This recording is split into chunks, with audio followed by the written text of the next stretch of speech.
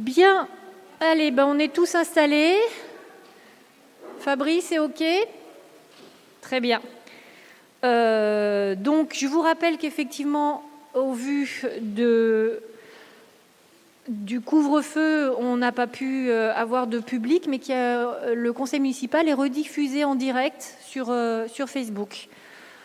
Donc, je déclare la séance du conseil municipal de ce jour, 29 mars, ouverte. Nous avons 2 pouvoirs à vous signaler. Un pouvoir donné à Bénédicte Guillaumin de M. Carbonari Aldo et le pouvoir de Couder Stéphane donné à Sandrine Curtet. J'aurais besoin, s'il vous plaît, que nous désignions un secrétaire de séance.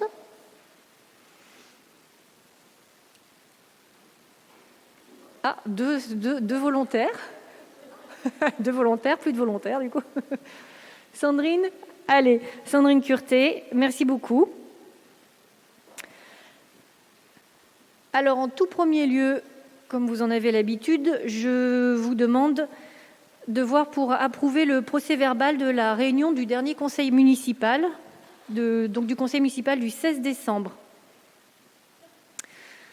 Donc, est-ce que vous avez des observations ou des remarques sur le procès-verbal? Non. Donc, je vais donc le soumettre au vote. Qui est contre?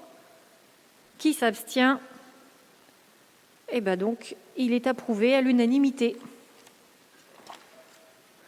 Alors, ce soir, nous avons effectivement le vote du budget. Gérard, je vois que tu n'as pas de bouteille d'eau. Tu aurais peut-être dû prendre une bouteille d'eau. Parce que Gérard va beaucoup parler ce soir. C'est un temps important pour la commune, ce vote. Je vais donc tout de suite te passer le micro. Donc vous verrez, il y a une grande partie sur les finances locales, 11 points. Un point sur les ressources humaines, 3 points qui concernent l'urbanisme et l'environnement, un domaine de compétences et quelques décisions administratives. Alors Gérard, je te passe le micro pour l'adoption du compte de gestion 2020, du budget principal de la... Merci Nelly. C'est vrai que nous le savions, cette séance du conseil municipal aura une tonalité largement financière, puisque le conseil municipal devra se prononcer successivement sur les comptes de l'année écoulée, puis sur les prévisions et les autorisations de dépenses de l'année 2020, c'est-à-dire sur tous les documents qui constituent le budget primitif. Alors, aujourd'hui encore, notre structure budgétaire comporte un budget annexe, qui est le budget annexe du cabinet médical. Les procédures sont engagées pour pouvoir supprimer ce budget annexe et donc pouvoir le réintégrer au sein du budget communal. Alors, pourquoi envisager la suppression de ce budget annexe? Eh bien, tout simplement parce qu'il crée une complexité inutile dans la mesure où son existence n'entre pas dans un cadre réglementaire strict, puisqu'en effet, la réglementation prévoit la constitution de budgets annexes pour les services publics locaux. Or, celui que nous avons est en réalité une banale activité de location qui pourra donc être prochainement réintégrée au budget général. Alors effectivement, Madame le maire vient de le rappeler, la première délibération proposée concerne le compte de gestion du trésorier pour le budget communal. Alors, à ce sujet, s'agissant du compte de gestion, il faut quand même rappeler que l'organisation des collectivités publiques en France est régie par la règle de séparation des fonctions d'ordonnateur et de comptable. Concrètement, l'ordonnateur ordonne de faire telle ou telle dépense ou telle recette, et le comptable public, le trésorier donc, exécute cet ordre après avoir vérifié sa légalité. Il ne vérifie jamais l'opportunité d'une dépense ou d'une recette, mais il est tenu d'en vérifier sa légalité. Donc en fin d'année, Le comptable produit ses comptes, il s'agit du compte de gestion, et l'ordonnateur rend compte de sa gestion en produisant le compte administratif. Ces deux comptabilités doivent bien évidemment être concordantes, et c'est le constat qui a été fait s'agissant des comptes de l'année 2020. Alors, il est donc proposé, il sera proposé au conseil municipal d'approuver le compte de gestion du trésorier public qui est arrêté au montant suivant concernant ses dépenses et ses recettes. Pour la section d'investissement, les titres de recettes émis l'ont été pour 608 525,85 €. Compte tenu des réductions de titres de 15 514 €, les recettes nettes sont de 593 011,85 €. Pour cette même section d'investissement, les mandats émis l'ont été à hauteur de 333 009,67 €. S'agissant de la section de fonctionnement, les titres de recettes émis l'ont été à hauteur de 2 349 700 €. Compte tenu des réductions de titres d'un montant de 323,36 €, le montant des recettes nettes s'établit à 2 349 376,64 €. En matière de dépenses de la section de fonctionnement, elle se monte à 1 948 985,50 €. Compte tenu des annulations de mandats à hauteur de 9 121,61 €, les recettes nettes sont de 1 939 863,89 €. Bien entendu, le trésorier, comme il convient, a produit un document d'un certain volume qui détaille toute sa comptabilité par chapitre, par compte et sous-compte. Voilà, donc celle-ci étant encore une fois conforme et concordante avec les comptes de l'ordonnateur, nous proposerons, après débat, de voter ce compte de gestion.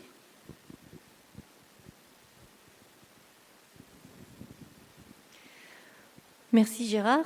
Alors, est-ce qu'il y a des souhaits d'intervention sur ce rapport? Non, c'était clair, merci. Je vais donc mettre ce rapport au vote, le rapport du compte de gestion 2020 du budget principal de la commune. Est-ce que quelqu'un ne prend pas part au vote? Non. Qui s'abstient? 2 voix. Qui est contre? Oh pardon, 3, excuse-moi, avec le pouvoir. Donc 3 voix qui s'abstient. Et qui est contre? 0. Donc après en avoir délibéré, nous adoptons le code de gestion 2020 du budget général de la commune, tenu par le trésorier public. Le point suivant, c'est le compte administratif 2020 du budget principal de la commune.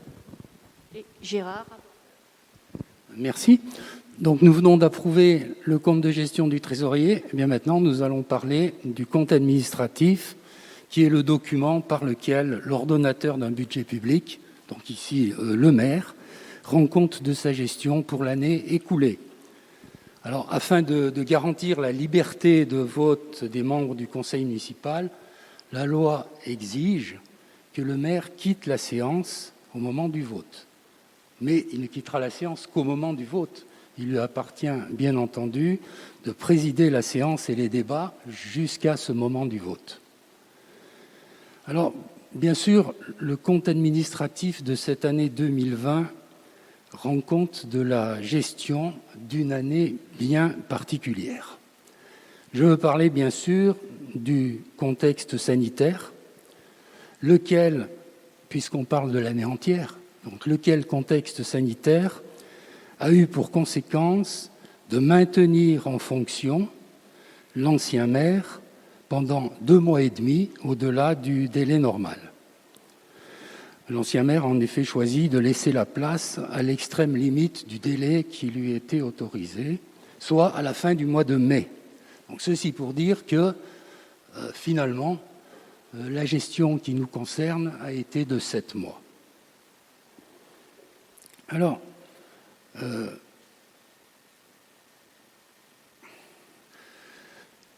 elle a été de 7 mois et nous avons voté finalement le budget primitif de l'année à la fin du mois de juillet 2020, ce qui est en effet une situation tout à fait extraordinaire. Alors pour autant, je dis bien pour autant, dans ce contexte d'année écourtée au maximum, eh bien, un certain nombre d'actions et de décisions qu'on peut qualifier déjà de fondatrices ont été prises. Alors, on peut rappeler, au risque de ne pas être exhaustif, concernant le fonctionnement général de la collectivité, les services communaux ont été restructurés avec la mise en place d'un nouvel organigramme du personnel. La paye a été externalisée. L'informatique également. Il a été substitué une convention de conseil juridique en ligne à la convention qui existait précédemment avec un avocat. Concernant les projets et les perspectives, la réalisation des audits financiers et patrimoniaux, dont la publication est en cours, ont été réalisés.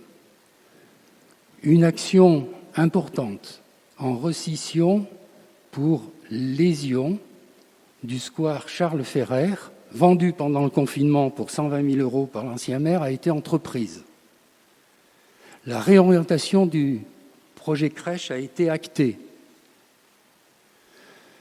La réfection de l'église Saint-Paul s'est inscrite dans un cadre de diagnostic complet du bâtiment, ceci afin de sécuriser les travaux, même s'il faut en payer le prix, à savoir un délai d'exécution rallongé. La réalisation d'un certain nombre de travaux de mise à jour a été faite concernant les écoles, le cimetière, notamment la rampe d'accès, notamment aussi le renforcement des piliers du portail, concernant aussi l'Amical Club par la mise en place d'un garde-corps. Il n'est pas inutile, me semble-t-il, de rappeler certaines de ces actions qui expliquent quelque part et qui incarnent dans la réalité les comptes de l'année. Je pense sincèrement ne pas avoir été exhaustif. Quant aux comptes eux-mêmes, eh bien, d'une façon très synthétique, on dira que pour ce qui concerne la section de fonctionnement, les recettes de l'année sont constatées à hauteur de 2 349 376,64 €. Les dépenses de fonctionnement sont constatées à hauteur de 1 939 863,89 €. Ce qui veut dire que nous avons un résultat de fonctionnement excédentaire de 409 512,75 €. Ce résultat, rappelons-le, est tout à fait conforme au compte de gestion que nous avons voté précédemment. Alors, ce résultat de 409 000 est un très bon résultat, parce qu'il représente à peu près 20% du budget. Et je l'ai déjà dit, mais je le répète, nous souscririons volontiers pour obtenir dans les années qui viennent un résultat plus ou moins équivalent. Seulement, il ne faut pas oublier le caractère tout à fait spécial de l'année 2020. Certes, il y a eu des dépenses supplémentaires liées au Covid, relativement peu importantes pour la commune de Noyaret. Mais d'un autre côté, il y a tout un pan de la vie sociale et de la vie de la collectivité qui, bien entendu, a été réduite à la portion congrue. S'agissant de la section d'investissement, nous avons constaté des dépenses pour 333 009,67 euros et des recettes pour 593 011,85 euros. Compte tenu des excédents antérieurs, qui sont de 713 904,58 euros, compte tenu de l'excédent de fonctionnement constaté en 2020, je le rappelle, 409 512,75 euros, nous aurons tout à l'heure, dans une délibération qui viendra ensuite, à décider de l'affectation de cet excédent de fonctionnement cumulé qui est de 1 123 417,33 euros.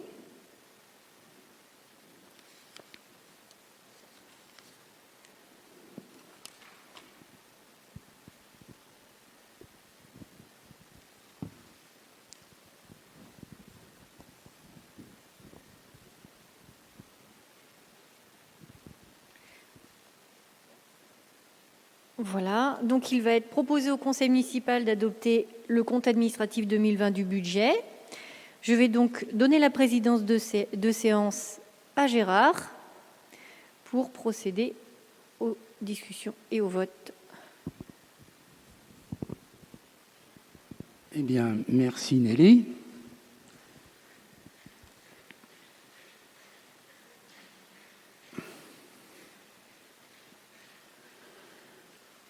Je vais vous demander s'il y a des interventions que vous voudriez faire hors la présence de Madame le maire. Bon, eh bien dans ce cas, nous allons procéder au vote. Qui ne prend pas part au vote? Personne. Qui s'abstient? 2, 3 donc. Et qui est contre? Personne.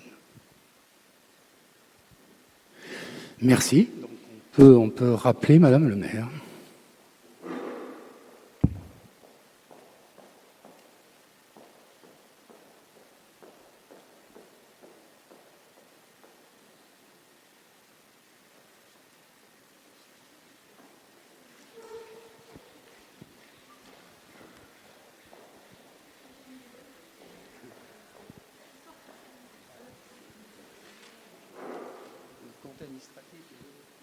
Super. Donc, je reprends la présidence. Et nous pouvons passer maintenant à l'affectation des résultats 2020 du budget principal de la commune. Merci. Bon, nous venons de le voir. Nous avons donc un excédent de 1 123 417,33 euros à affecter.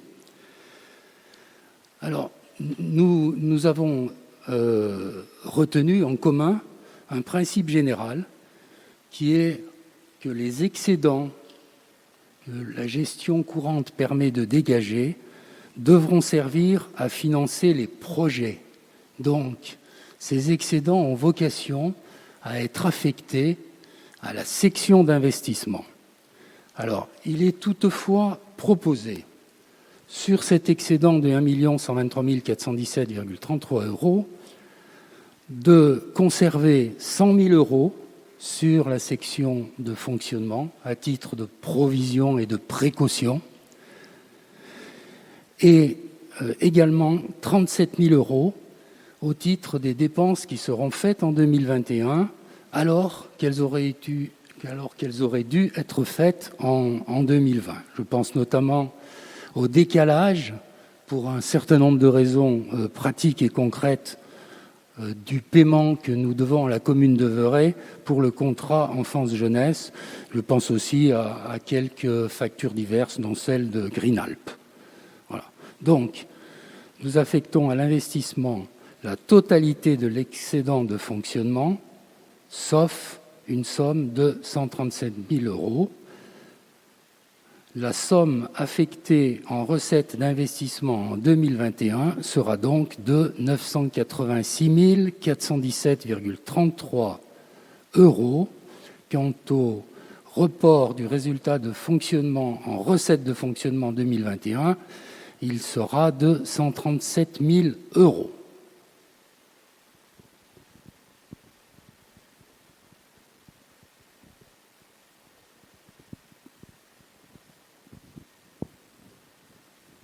Est-ce qu'il y a des souhaits d'intervention sur ce rapport? Donc je vais mettre au vote ce rapport. Qui ne prend pas part au vote? Personne. Qui s'abstient? 3. Et qui est contre?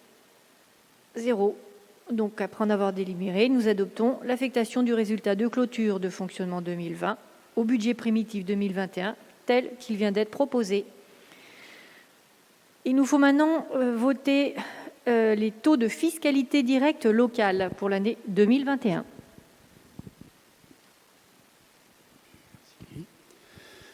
Alors, le vote des taux d'imposition de l'année 2021 s'inscrit dans le contexte qu'il faut rappeler de la réforme engagée par le gouvernement concernant la taxe d'habitation. Vous savez que la taxe d'habitation est en voie d'extinction et la loi a prévu que ce taux resterait figé au montant de l'année 2019, soit pour la commune de Noyaret 11,23%, et qu'il ne s'appliquerait plus désormais que pour les résidences secondaires. Donc il n'y a donc pas lieu de voter spécifiquement le taux de la taxe d'habitation. S'agissant de la taxe foncière sur les propriétés bâties, alors, bien entendu, la suppression de la taxe d'habitation crée une perte de recettes pour les communes. Donc, la loi a prévu que cette perte de recettes sera compensée par un transfert de la part départementale de la taxe foncière sur les propriétés bâties. Cette réforme a donc vocation à être complètement transparente pour le contribuable, mais la commune de Noyaret, en l'occurrence, se verra donc transférer le taux départemental de la taxe foncière bâtie, soit 15,90%, qui viendra s'additionner au taux communal actuel, 28,29%. En effet, notre budget ne propose pas d'augmentation de la fiscalité. Quant à la taxe sur le foncier non bâti, elle est inchangée également à hauteur de 84,14%.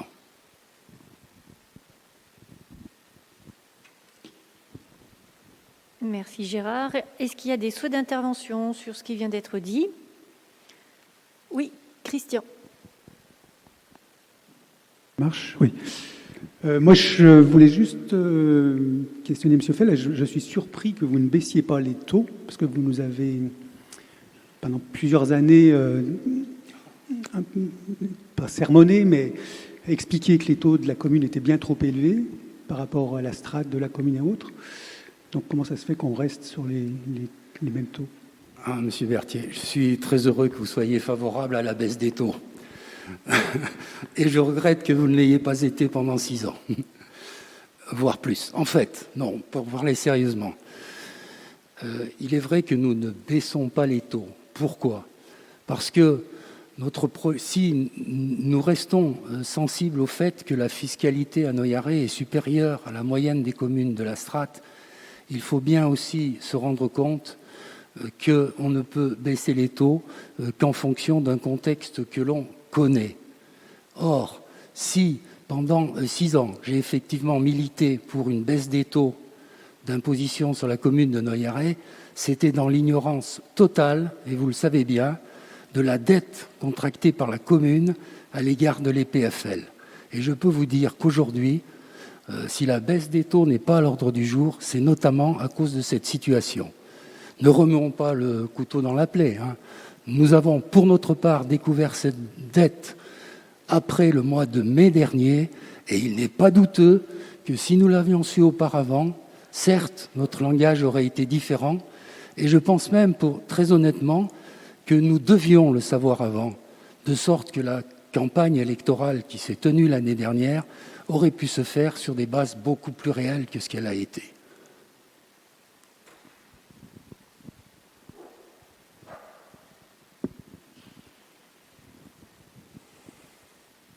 D'autres remarques? Oui.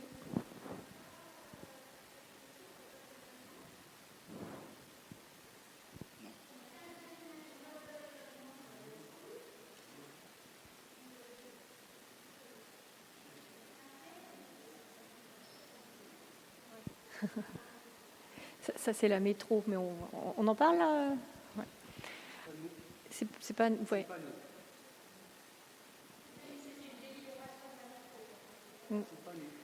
Peut-être pour redire ce qui se dit, parce que je pense que sur Facebook, ils n'entendent pas, c'est effectivement que la taxe d'aménagement était très très haute à Noyaret, et donc on a travaillé avec la métro pour qu'elle soit effectivement à la même hauteur que les autres. Donc effectivement, la taxe d'aménagement a été baissée. Donc je reviens sur cette partie des taux de fiscalité. Qui ne prend pas part au vote? Il faut que tu reviennes, c'est pas le moment de partir.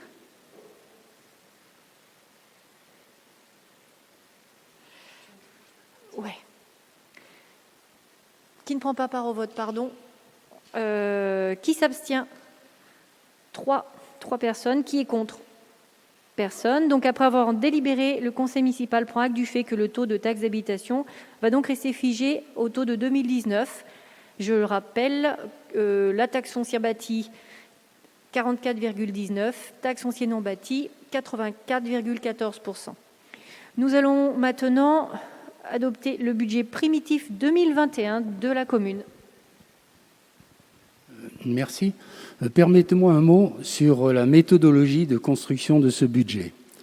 Nous avons cette année déjà, d'une manière assez complète, mis en œuvre un processus déconcentré et participatif pour la construction de ce budget, lequel processus laisse présager également d'une exécution de ce budget déconcentrée et participative. Ce budget a été travaillé dans le cadre des délégations, conformément aux engagements qui ont été pris et aux valeurs que nous avons portées. C'est-à-dire, en pratique, que les prévisions ont été étudiées et proposées par les binômes ou les trinômes d'élus de chaque délégation qui ont travaillé avec les agents communaux en responsabilité du secteur concerné. Par exemple, s'agissant des travaux, Pierre Guiga et Nathalie Goua ont travaillé avec le responsable des services techniques pour produire leurs documents prévisionnels. Alors c'est pour moi l'occasion de rendre hommage au travail et à l'implication des agents de la commune pour ce travail complet, et particulièrement d'ailleurs à Jean-Baptiste Boulanger, qui est ici présent, pour l'importance et la qualité du travail de synthèse et de préparation qu'il a fourni.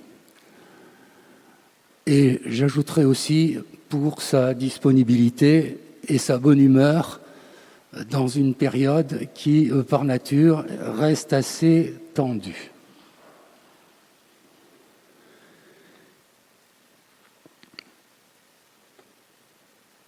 Très sincèrement, merci Jean-Baptiste.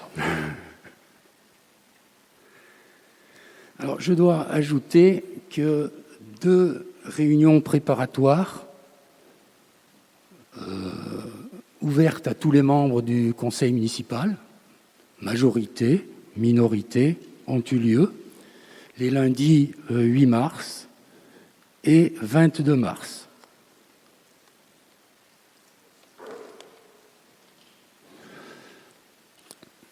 La totalité des documents budgétaires ont été transmis à tous les membres du conseil municipal dans le courant de la semaine dernière, Il s'agit de la présentation complète de ce document, y compris les annexes. Les annexes qui comportent notamment le tableau des emplois.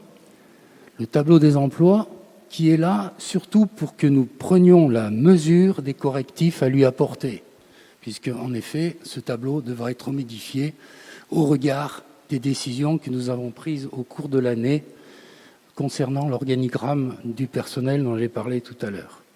Il comporte également la situation de la dette, alors pour le coup et pour la première fois, y compris la dette à l'EPFL. Il comprend également la liste des subventions accordées ainsi que les emprunts que la commune a garantis.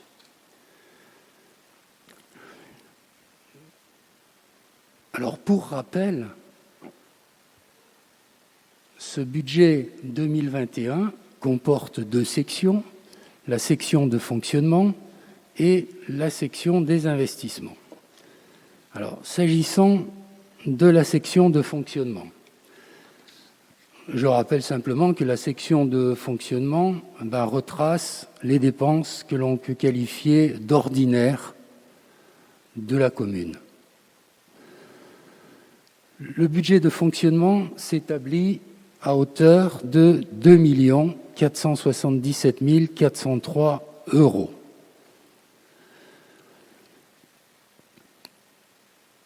La prévision de recettes, effectivement, à hauteur de 2 477 403 €, est une prévision sincère et prudente, c'est-à-dire que les recettes ne sont en aucun cas surévaluées.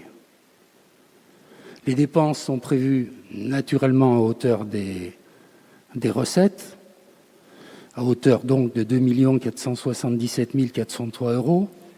Là encore, la prévision est sincère et prudente, c'est-à-dire que, en aucun cas, les dépenses ne sont sous-évaluées.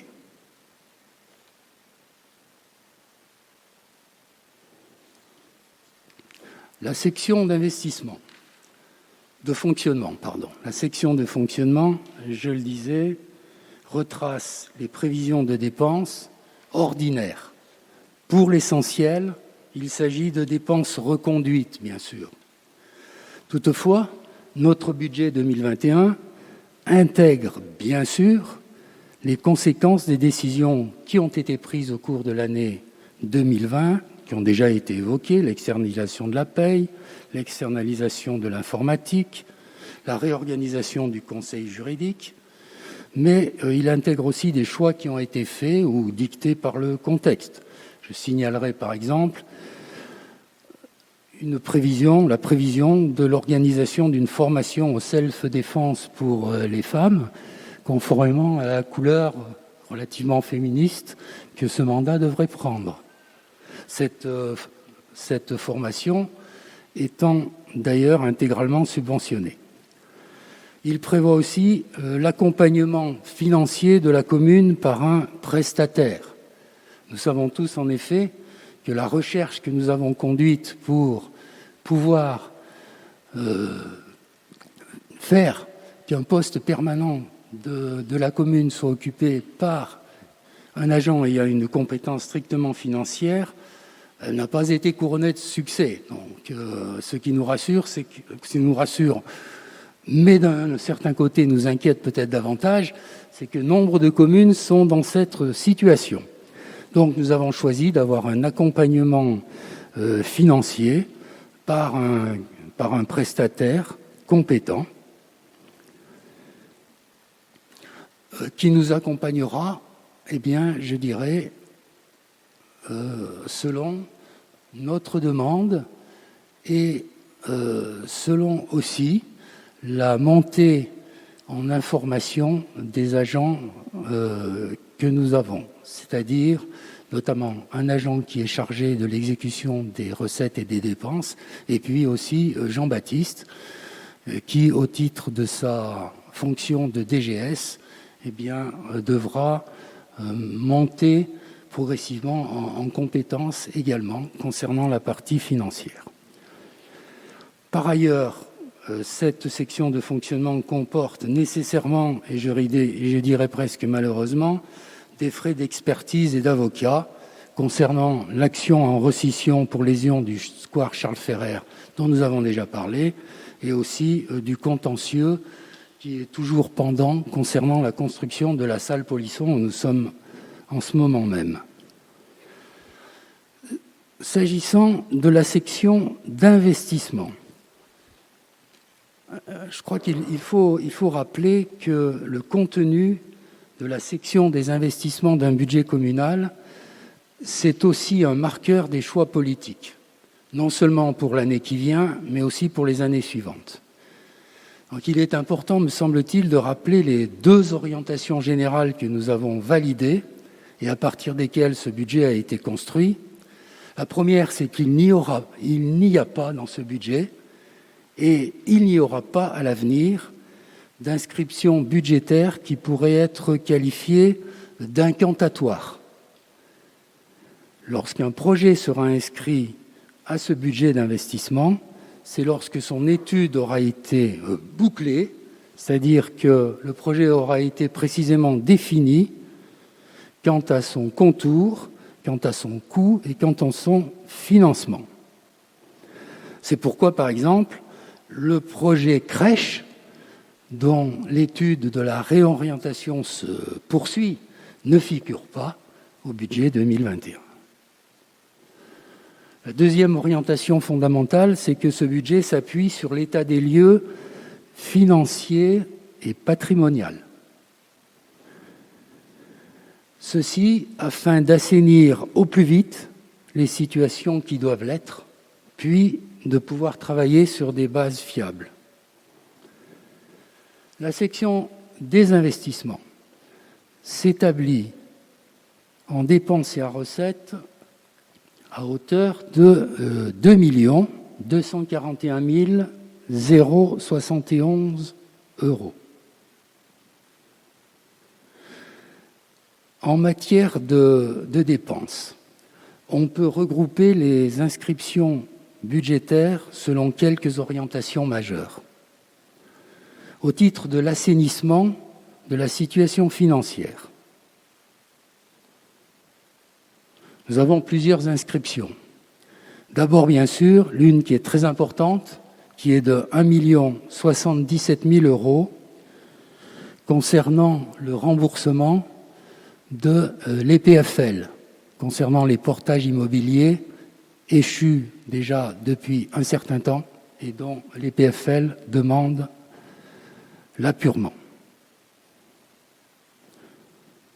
Bien entendu, l'inscription de cette somme est faite au moment de la préparation de ce budget, sachant que les négociations engagées avec les PFL dès l'été 2019 se poursuivent et que s'il devait y avoir une issue plus favorable, notamment une issue qui permettrait de diminuer le recours à l'emprunt, eh bien, nous en tiendrions compte lors d'une prochaine décision modificative. De même, le budget communal devra supporter une dépense de fonds de concours de 151 000 € au bénéfice de la métropole pour la réfection de 3 ponts, réfection qui a été faite au cours des années 2018 et 2019. La convention de remboursement fera l'objet d'une délibération spécifique dont nous parlerons plus loin dans l'ordre du jour. Par ailleurs, quelques travaux de réfection qu'on peut qualifier d'ampleur limitée sont prévus, concernant notamment les écoles, pour 21 500 €, les vestiaires et douches du gymnase, 4 000 €, le local associatif du gymnase pour 20 000 €, étant entendu que ces travaux sont jugés détachables de la réfection complète du gymnase, laquelle devrait faire l'objet d'une opération bouclée auquel je faisais allusion tout à l'heure. Ensuite, Nous avons prévu la réfection des cours de tennis pour 15 000 €. Sont également prévues des dépenses de sécurité, au nombre desquelles on trouve l'électricité de la mairie pour 5 000 €, la signalétique concernant la vitesse en agglomération pour 20 000 €, les équipements du policier pour le policier municipal et une première étape dans la rationalisation des équipements en serrure des bâtiments pour 14 700 €. Il est également prévu la démolition du bâtiment qui est situé à l'entrée du domaine Antoire et qui a servi pendant un certain temps de garage pour les véhicules des services techniques. Alors, bon, effectivement, ce bâtiment se révèle aujourd'hui dangereux. Plus vite il sera détruit, mieux cela vaudra, car il faut savoir que sa réfection coûterait à peu près 10 fois plus cher que sa démolition. Quelques crédits figurent également pour des mises à jour informatiques. Quant à la flotte des véhicules communaux vieillissante, elle est en cours d'évaluation et une somme de 15 000 € est prévue au budget pour renouveler un véhicule en 2021. Dans une perspective d'action à plus long terme, ou en tout cas à moyen terme serait souhaitable, des frais d'études seront engagés tant pour l'acoustique de la salle Polisson où nous sommes que pour le cimetière dont le sous-sol s'est révélé douteux. Enfin, ce budget prévoit la construction d'un city-stade sur l'emplacement de l'actuel terrain de basket.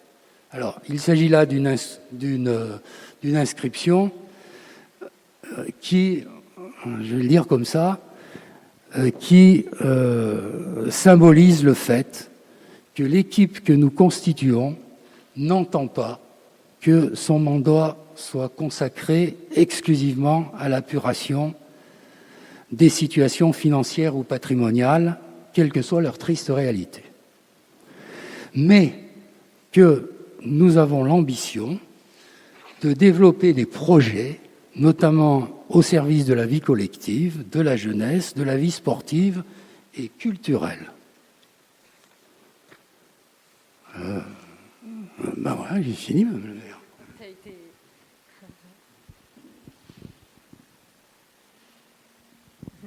Merci Gérard, je crois que tu as été très très complet dans ta présentation. Par contre, je m'excuse pour les personnes qui nous regardent sur Facebook parce qu'apparemment la connexion est très mauvaise, donc on nous a un petit peu envoyé des messages en disant on comprend rien. Voilà, donc eh bien on fera un compte rendu très précis et puis qu'on diffusera en mode papier sur le site, puisque tout ce que tu as dit là est vraiment vraiment très important que les citoyens puissent y avoir accès. Alors, y a-t-il des souhaits d'intervention sur ce qui vient d'être dit? Oui. Alors, déjà, deux petites choses par rapport aux subventions aux associations. Donc, j'ai vu que le comité des fêtes, donc je m'adresse à M. Perrin et M. Commer, j'ai vu que le comité des fêtes n'avait pas demandé de subvention. Donc, je peux voter puisqu'ils n'ont pas demandé de subvention, parce que je suis la trésorière du comité des fêtes. Donc, déjà. Et deuxième chose, j'ai vu qu'il y a une association que je ne connais pas, Interlune et compagnie. Je voulais savoir quelle était leur association, ce qu'ils faisaient. Patrick, il faut que tu aies un micro, parce que sinon on ne t'entend pas dans les... Tiens, regarde, Annie va t'en passer un.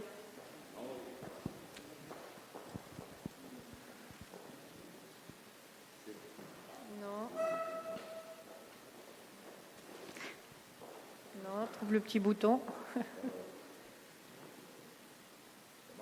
Non. Je regarde la régie.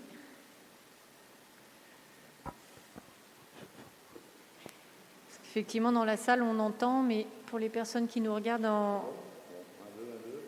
Non, bon, on va, si tu peux lui prêter le tien, Bénédicte.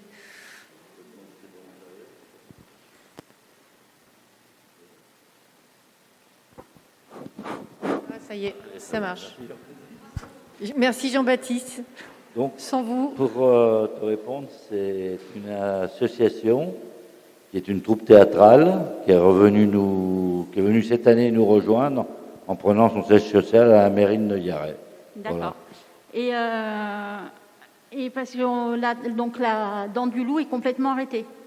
Elle est en sommeil. Elle est en sommeil. Voilà. D'accord. Ok. Et sans indiscrétion, parce que je me suis permis de regarder un peu tout, ils vont proposer une pièce, ils répètent quelque Ils ont un part. répertoire. Si demain c'était autorisé, en 3 spectacles qu'on pourrait tout de suite mettre en action. D'accord. Et ils répètent tout sur la commune. Dans une des salles de la commune, dès que ce sera possible, parce qu'il ne s'agit pas d'une troupe professionnelle, c'est une troupe amateur. C'est une troupe amateur, d'accord. Ouais, tout à fait, ouais. Ok, donc c'est pour ça qu'il y a une subvention exceptionnelle pour les aider à démarrer sur la commune. En quelque sorte, ouais. On peut D'accord. la qualifier comme ça. On fait comme ça, d'accord. Ok. Merci Patrick. Mais je t'en prie. Je t'en prie, pardon.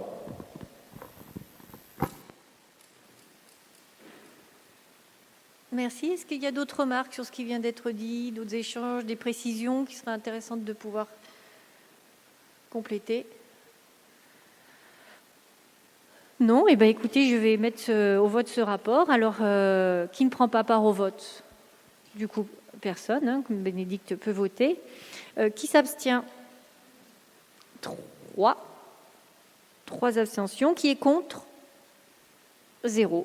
Donc après en avoir délibéré, le conseil municipal adopte le budget primitif principal communal de l'exercice 2021 tel qu'il vient d'être présenté par Gérard. Je te remercie encore. Le point suivant concerne maintenant le compte de gestion 2020 du budget annexe du cabinet médical. Merci. Mais nous allons, concernant le budget annexe du cabinet médical, suivre le même ordre, le même déroulement des délibérations que pour le budget général. Donc la première qui est proposée concerne le compte de gestion du trésorier. Donc tous les pointages ont été faits, également pour le budget annexe du cabinet médical. Les comptes de l'ordonnateur et du comptable sont concordants et il vous sera proposé donc d'approuver le compte de gestion du trésorier, compte tenu d'un montant de titres de recettes émis en section d'investissement pour 8 241 €, de mandats émis en section d'investissement de 11 962,52 €. Quant à la section de fonctionnement, les titres de recettes émis l'ont été à hauteur de 36 975,45 €. Compte tenu des réductions de titres qui sont de 1 613,04 €, les recettes nettes se montent à 35 362,41 €. En matière de dépenses de la section de fonctionnement, les mandats émis ont été à hauteur de 40 022 €. Compte tenu des annulations de mandats qui se montent à 2 742,09 €, les dépenses nettes de la section de fonctionnement se montent à 37 279,91 €. Donc, c'est sur cette base qu'il vous est proposé d'approuver le compte de gestion du trésorier.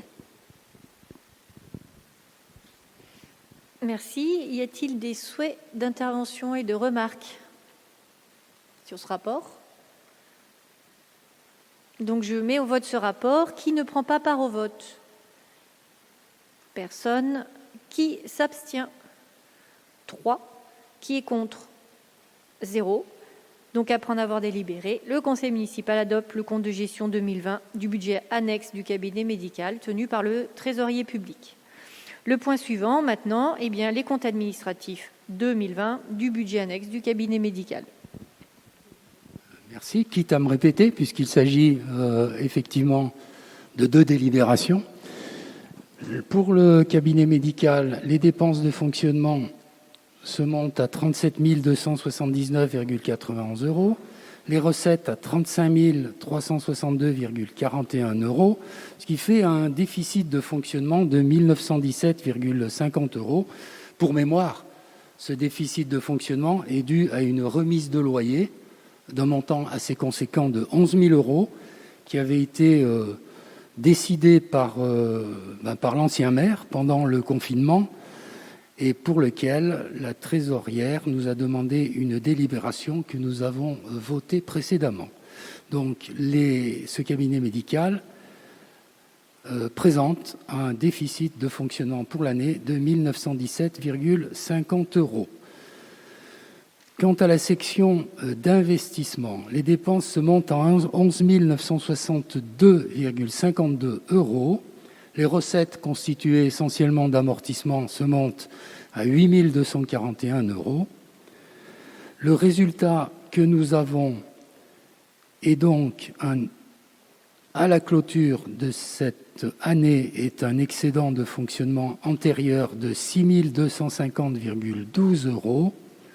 Donc nous aurons donc à affecter, dans le cadre de la prochaine délibération, un excédent de 4 332,62 euros. Voilà, c'est sur cette base que le compte administratif nous est proposé. Merci. Donc, après cette présentation, je vais donc me retirer et te donner la présidence.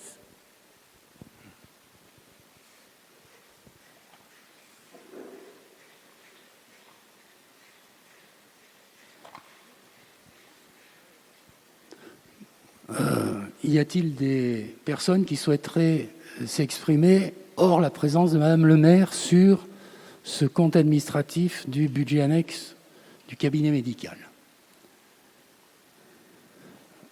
Eh bien, je mets ce compte administratif au vote. Qui ne prend pas part au vote? Qui s'abstient? Qui est contre? Donc 3 abstentions. Eh bien, le compte administratif du budget annexe du cabinet médical est adopté.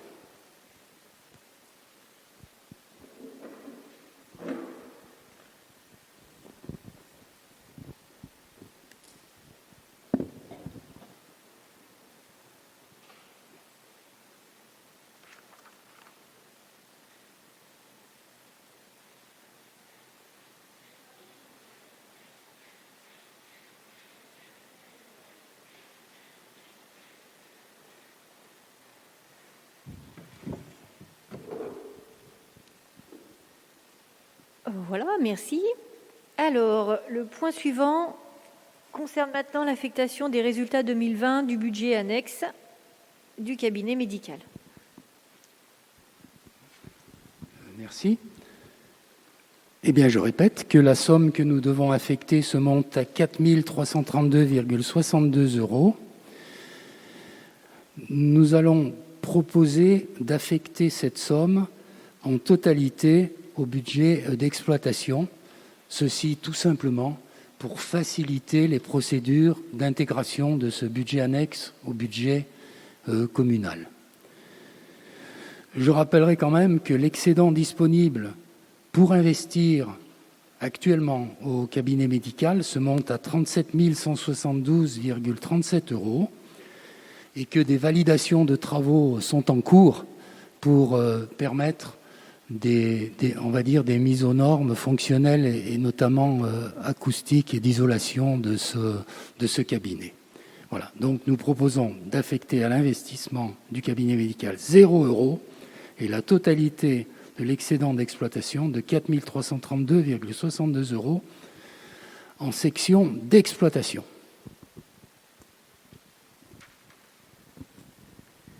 Merci Gérard. Est-ce qu'il y a des remarques, des souhaits d'intervention sur ce qui vient d'être dit? Non. Eh bien, je vais mettre ce rapport au vote. Qui ne prend pas part au vote? Personne. Qui s'abstient? 3 voix. Qui est contre?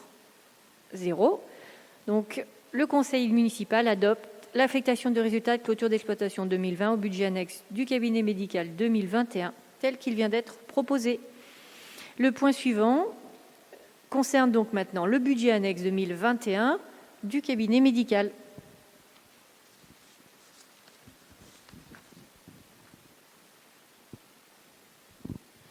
Merci. Alors, le budget annexe du cabinet médical se monte en recettes à hauteur de 34 832,62 €.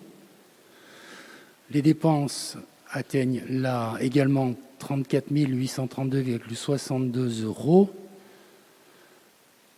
€. Ce budget du cabinet médical n'appelle pas de commentaires particuliers concernant son exploitation.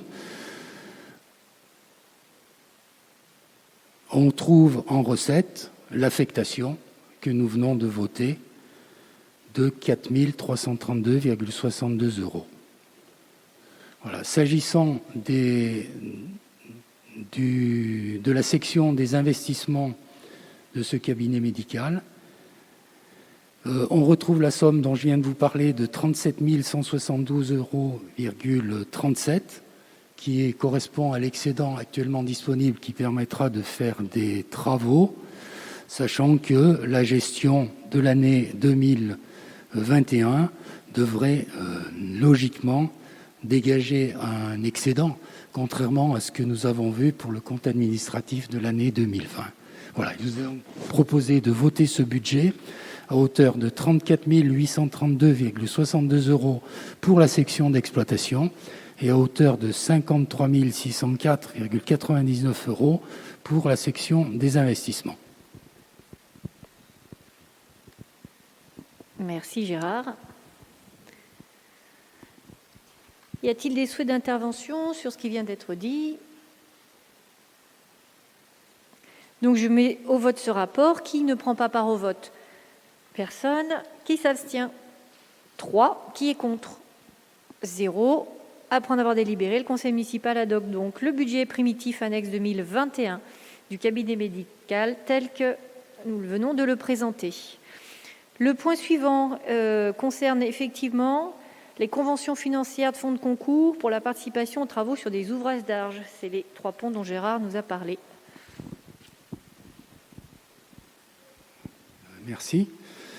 On sait déjà qu'il s'agit de 151 000 € puisqu'on les a votés au budget. Alors ce qu'il faut savoir, c'est que la métro a sollicité la commune à l'automne dernier pour finaliser les conventions qui visent à déterminer les fonds de concours pour les travaux qui concernent 3 ponts sur la commune. On se rappelle que ces travaux ont été validés en 2018, puis achevés à l'automne 2019. Donc la demande de convention de la métro vise donc à formaliser les échanges financiers entre la métro et les communes concernées. Alors, cela peut surprendre a priori, car on sait tous que la métropole exerce de plein droit, et depuis le 1er janvier 2015, la compétence sur l'ensemble de son territoire pour la voirie, mais aussi pour les ouvrages d'art. Mais voilà, des financements complémentaires lui sont nécessaires pour les opérations de réparation d'urgence d'ouvrages identifiés en péril, puisque, en effet, ces ouvrages n'ont pas fait l'objet d'un entretien régulier avant le transfert de compétences. Les moyens financiers n'ont donc pas pu être évalués avant le transfert, et de cette sorte, la mise en place de fonds de concours et donc des conventions qui sont proposées à votre vote permet de partager la charge d'investissement entre la métro et les communes concernées. Alors, 3 conventions sont proposées qui concernent les 3 ponts. La première concerne le pont sur le ruisseau de la Touvière, sur lequel passe le chemin d'ébauche. Donc, pour cette convention, c'est un montant de 59 191,36 € que la commune va devoir payer. La seconde convention porte sur la réparation du pont sur le Ruisset, sur lequel passe la route de La Vanne.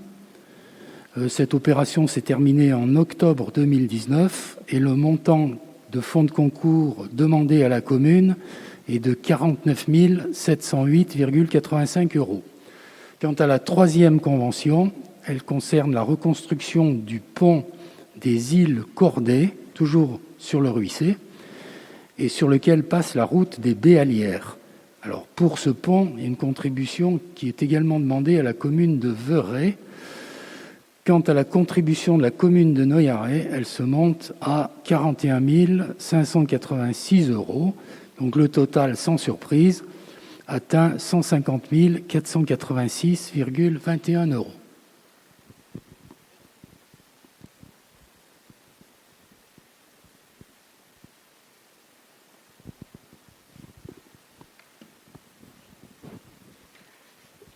Merci Gérard pour toutes les précisions.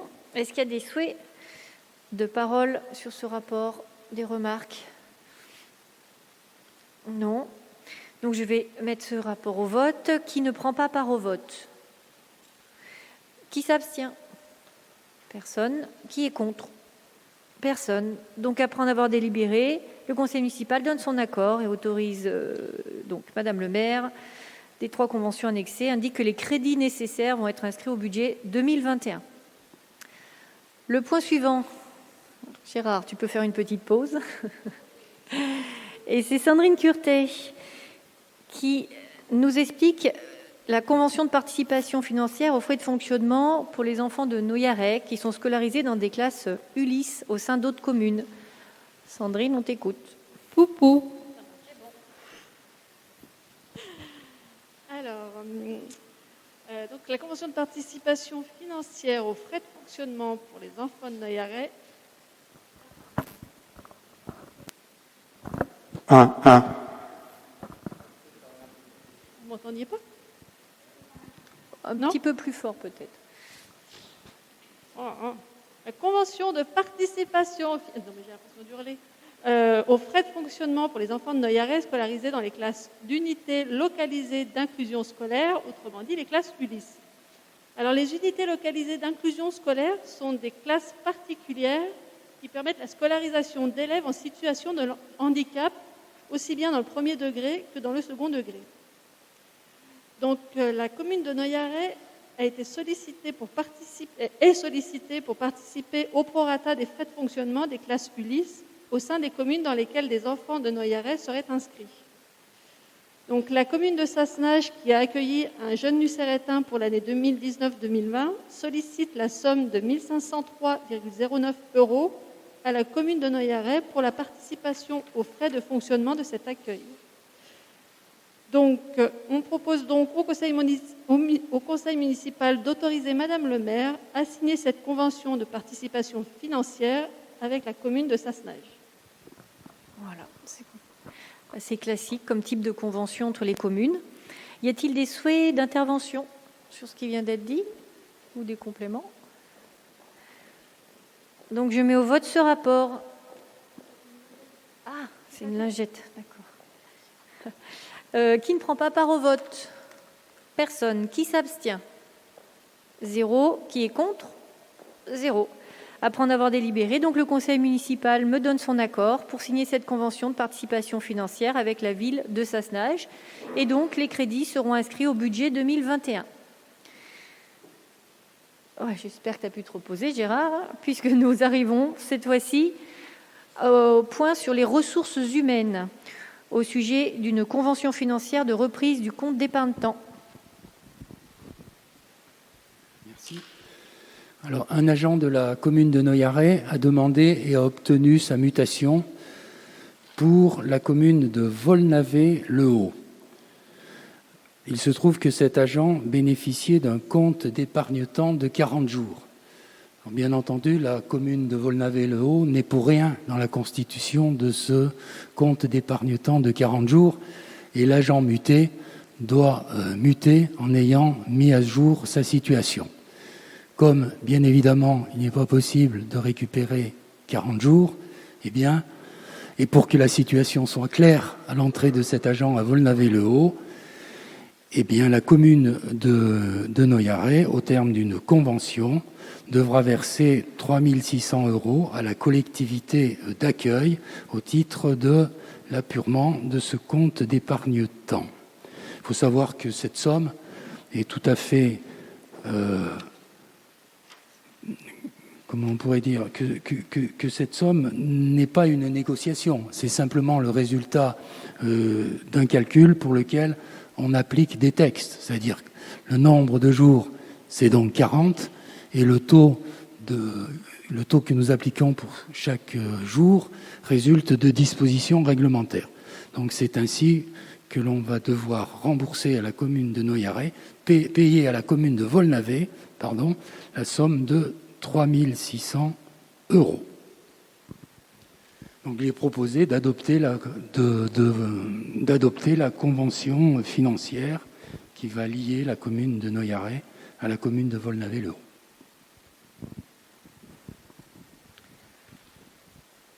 Merci. Y a-t-il des souhaits d'intervention sur ce rapport? Non. Alors je mets au vote ce rapport. Qui ne prend pas part au vote? Personne. Qui s'abstient? Personne. Qui est contre?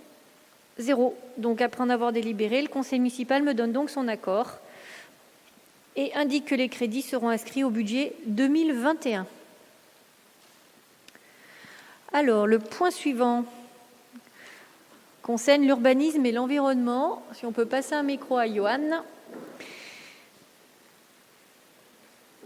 Puisque Johan va nous expliquer la convention de partenariat pour que la commune puisse bénéficier du service public d'efficacité énergétique, autrement dit SPEE, de Grenoble-Alpes Métropole. Donc oui, la délibération du 8 février 2019 de la métro a défini le service public d'efficacité énergétique qui a redistribué un petit peu les cartes sur la politique climatique de la métro. Depuis 1998, l'association ALEC s'occupait de promouvoir et d'aller vers les objectifs d'économie d'énergie. La création de cette SPEE a redistribué les cartes avec un objectif de réduire de 22% les consommations énergétiques du territoire à l'horizon 2030, donc c'est dans pas longtemps. Réduire de 30% les consommations d'énergie fossile et de promouvoir la production d'énergie locale renouvelable à hauteur de 35%. Pour ceci, il a été décidé que l'association, l'ALEC, passait sur un statut de société publique locale, SPL.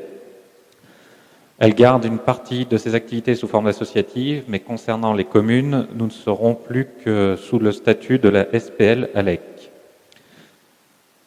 En 2020, il y avait une année un peu de transition qui permettait en gros un flou, vu que les délibérations n'avaient pas été encore établies concernant toutes les modalités, tarifs des différents services de l'ALEC.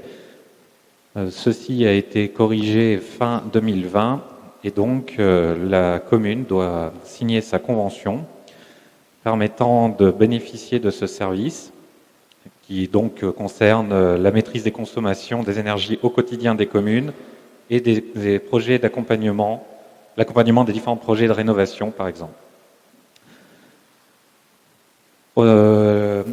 L'ALEC nous permet aussi de bénéficier des plateformes certificats d'économie d'énergie, donc les CEE. Mais par contre, pour profiter de ces plateformes, la commune a aussi besoin d'adhérer à ce groupement via une convention spécifique. Au vu que la commune de Noyaret a quand même une politique de réduction de consommation d'énergie, nous proposons d'adhérer à la fois à la SPE, à la SPL ALEC et ainsi qu'à la plateforme de certificats d'économie d'énergie. Considérant l'ensemble des éléments, il est proposé au conseil municipal d'autoriser le maire à signer avec la métropole de Grenoble une convention de partenariat pour bénéficier du service public d'efficacité énergétique SPEE dédié aux communes, décider de souscrire au service métropolitain de la plateforme CEE, donner son accord de principe pour transférer à la métropole de Grenoble les droits de CEE issus d'actions éligibles à ces certificats pour l'année 2021-2025. Oui, parce que c'est une convention pluriannuelle, hein. Donc qui va courir sur plusieurs années, avec des possibilités de changer de service d'une année sur l'autre. D'autoriser le maire à signer avec la métropole de Grenoble une convention de partenariat pour procéder au dépôt des dossiers de demande de CEE auprès du pôle national des CEE et revendre les CEE auprès de son partenaire obligé. Autoriser le maire ou son représentant à signer les attestations requises pour chacune des opérations éligibles, ainsi qu'à transmettre tous les documents utiles à la métropole de Grenoble, qui se chargera de déposer les dossiers de demande de certificats en vue de les valoriser financièrement au bénéfice de la commune. Avez-vous des questions ?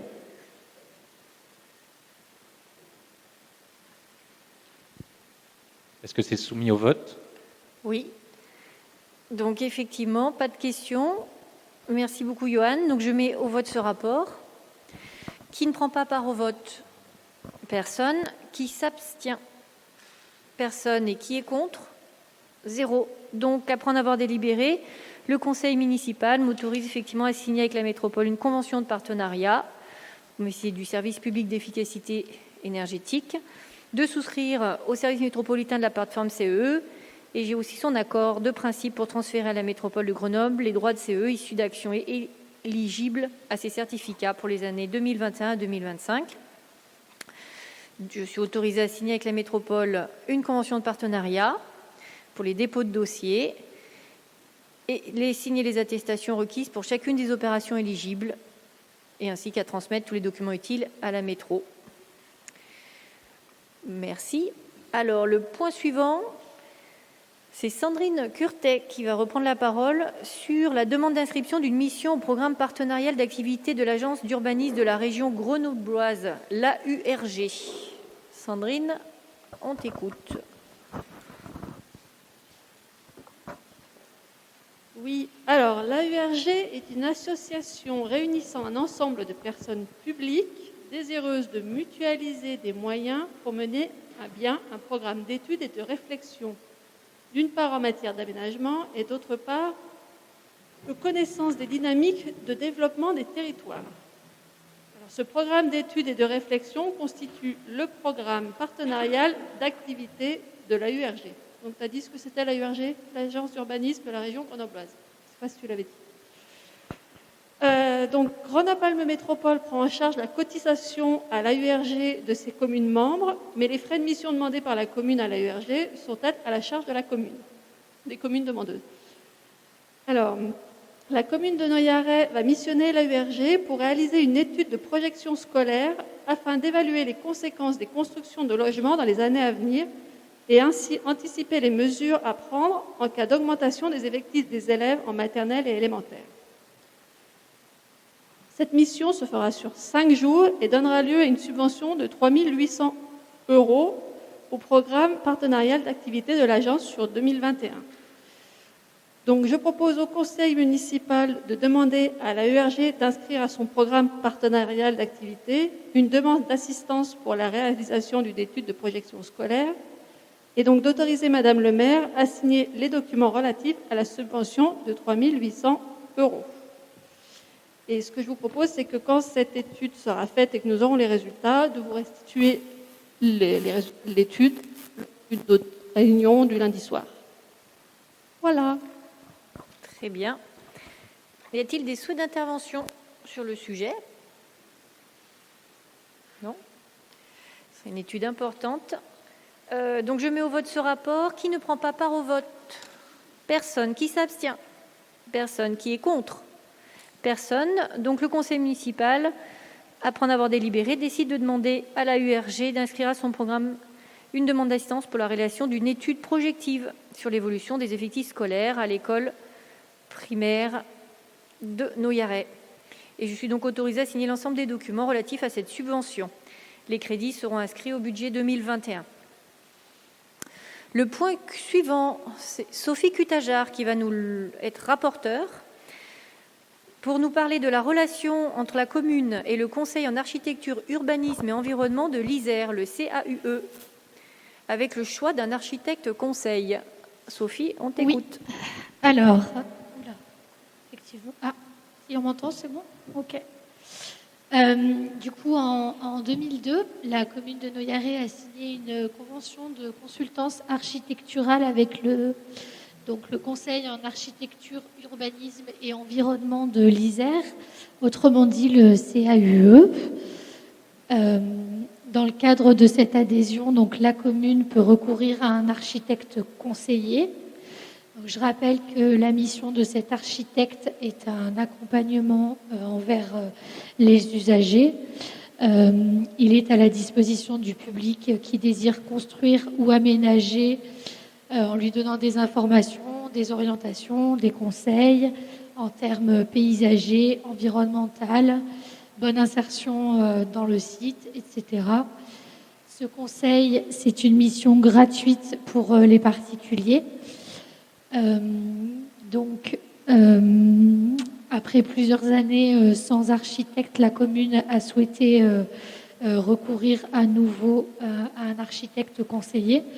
Pour cela, nous avons organisé donc un jury en présence de la présidente du CAUE, de l'agent d'urbanisme de la commune de Noyaret, Nathalie Goua et moi-même. Et nous avons donc retenu monsieur Geoffrey Michel, qui est architecte à Grenoble. Petite précision, donc le taux de la permanence de base a été fixé à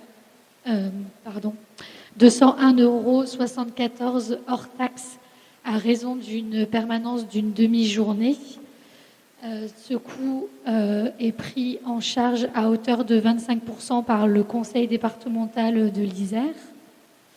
Et je pense ne rien avoir oublié. Est-ce que du coup il y a des questions là-dessus ? Okay.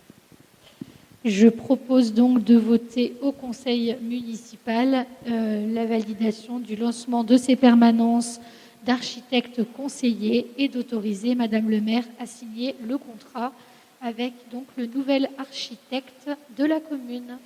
Merci Sophie. Donc je mets au vote ce rapport. Est-ce que quelqu'un ne prend pas part au vote ? Dans l'Assemblée, non. Qui s'abstient ? 0. Qui est contre ? 0. Donc après en avoir délibéré, le conseil municipal a donc donné son accord pour le lancement des permanences d'architectes conseil.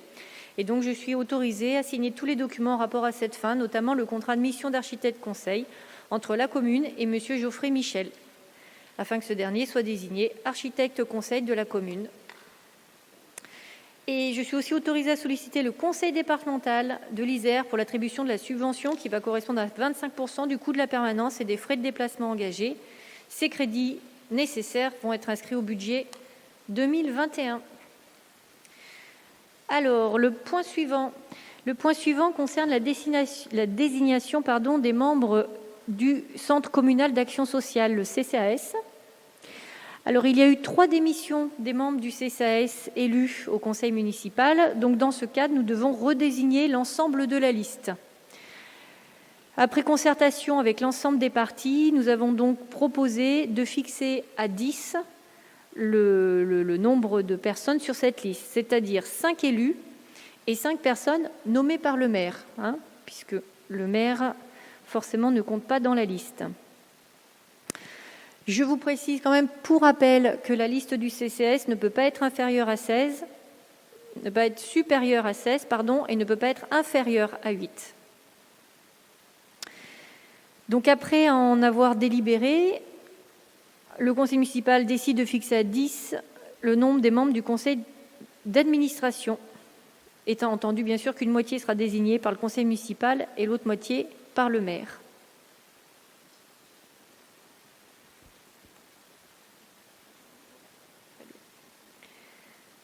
Bien. Donc, je soumets au vote. Qui s'abstient ? Oui.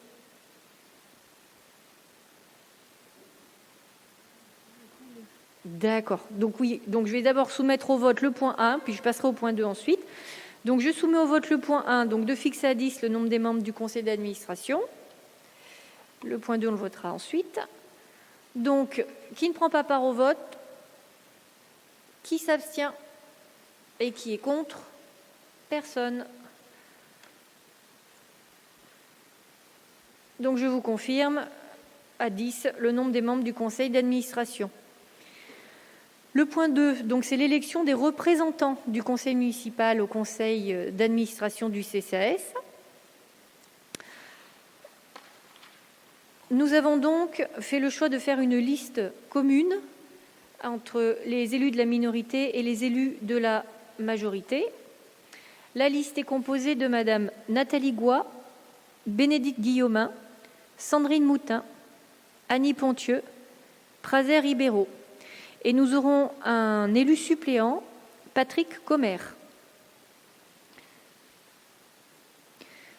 Donc, conformément à l'article du Code général des collectivités territoriales, le conseil municipal peut décider à l'unanimité de ne pas procéder au scrutin secret, aux nominations ou aux présentations, sauf dispositions législatives ou réglementaires prévoyant expressément ce mode de scrutin. Tout le monde est d'accord pour voter cette liste? Oui? Très bien.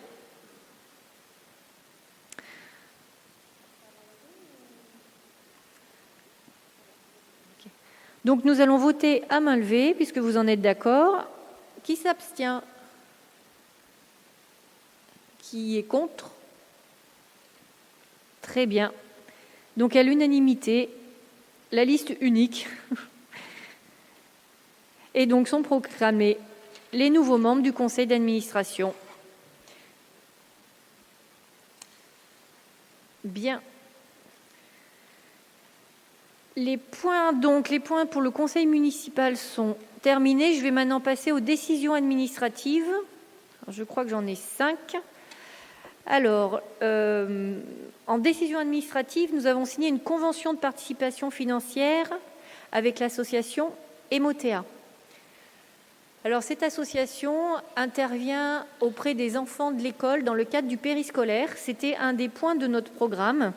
C'est-à-dire d'avoir une intervenante spécialisée en psychologie positive et en éducation bienveillante pour sensibiliser le personnel du périéducatif à ce type de méthode et pour intervenir auprès des enfants, pour travailler notamment sur le langage des émotions, la gestion des conflits, la façon de se parler. Donc cette personne intervient auprès des enfants et du coup aussi des adultes pour promouvoir l'éducation positive et instaurer un climat de bienveillance à l'école. Je peux ajouter aussi que la personne qui intervient a aussi commencé à former les enseignants dans le cadre d'animation pédagogique.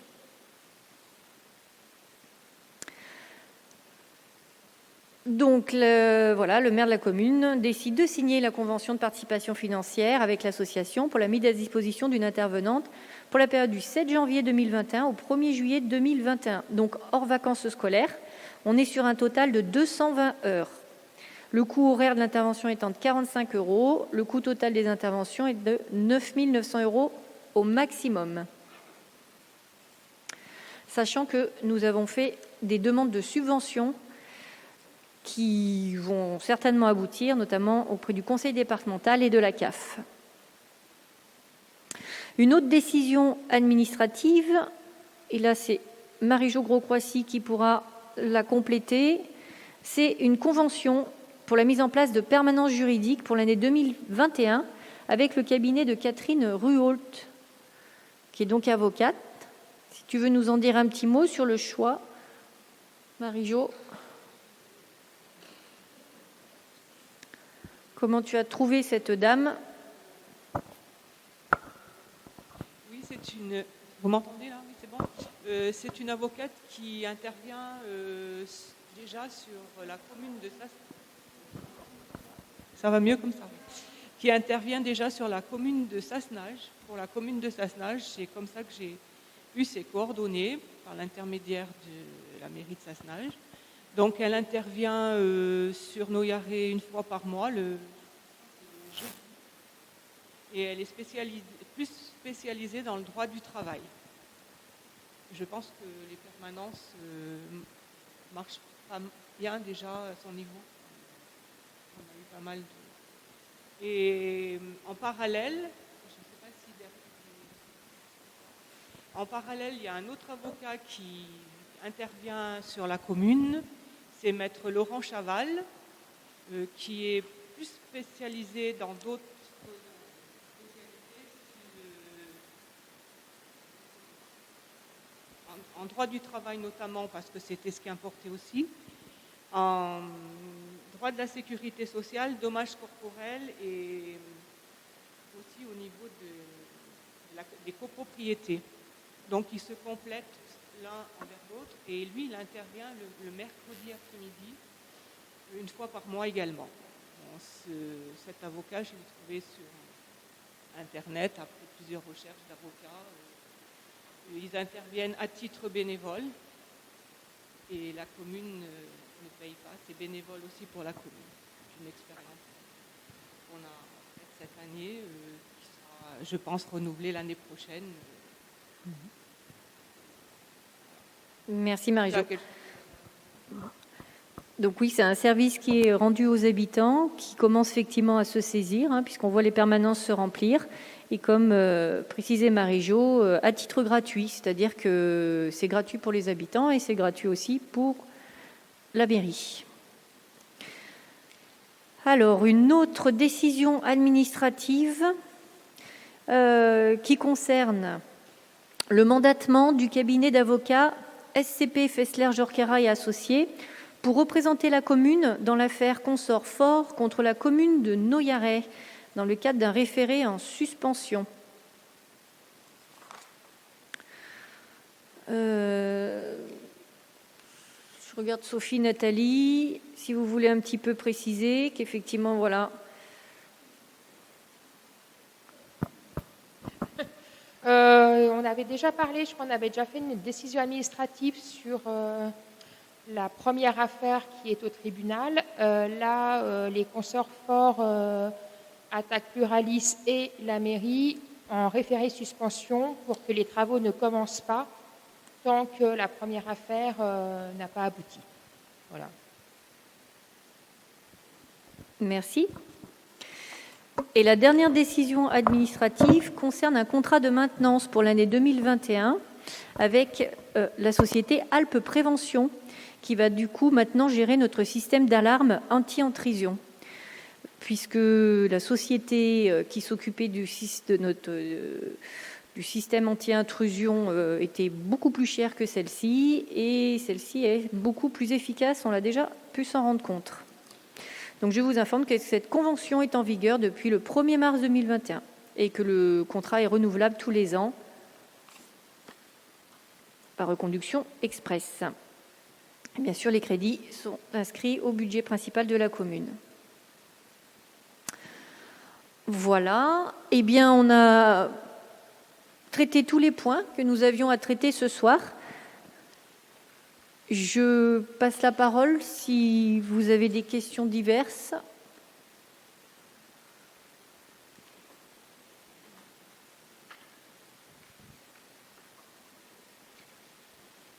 Pas de questions? Non? J'ai cru. Bien. Eh bien, écoutez, la séance est levée pour aujourd'hui, mais alors par contre, surtout, ne sortez pas de la salle sans avoir signé tous les documents qui sont là. Très important. Et merci pour votre écoute et votre soirée. Et bonne soirée à tous.